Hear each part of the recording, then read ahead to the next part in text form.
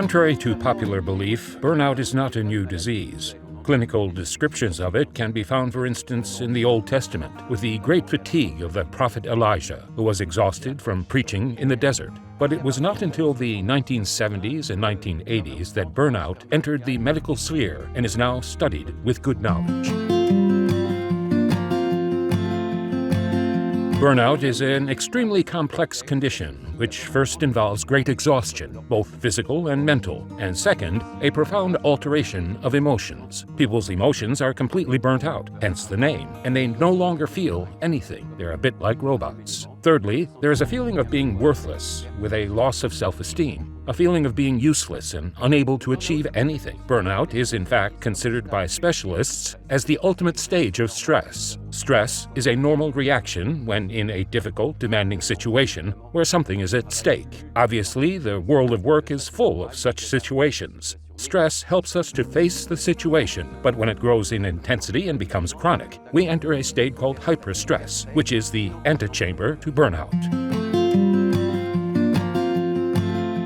Hyperstress is characterized by extremely physical signs. The heart beats faster, one sweats, has digestive problems, or even sexual breakdowns, has difficulties sleeping, etc. But alongside these physical signs, there are also purely emotional signs.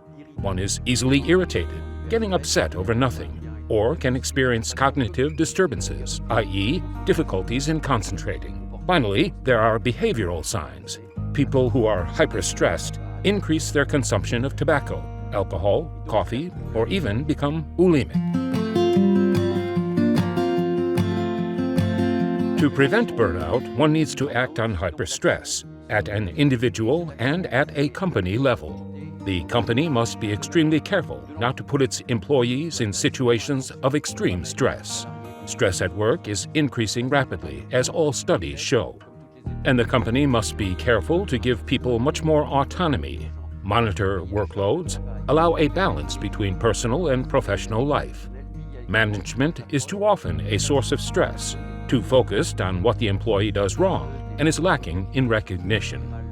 The individual must also learn to develop stress management skills. Managing stress can be relatively simple if one reinstates good habits. First, knowing how to take breaks, knowing how to disconnect. All the relaxation and meditation techniques are extremely useful. But one also needs to have a healthy lifestyle, i.e., take care of oneself. And obviously, people who have a good diet, who practice physical exercise and preserve their sleep, are people who will be less inclined to enter a state of burnout. Developing the good mental attitudes can protect us from stress. People who are too invested in their work, who have no other interests in life, hobbies, are obviously much more affected by stress. Lastly, one must not remain isolated. You have to confide in friends, relatives, or colleagues, or seek the help of specialists, occupational physicians, general practitioners, or psychologists who are very familiar with these stress management techniques.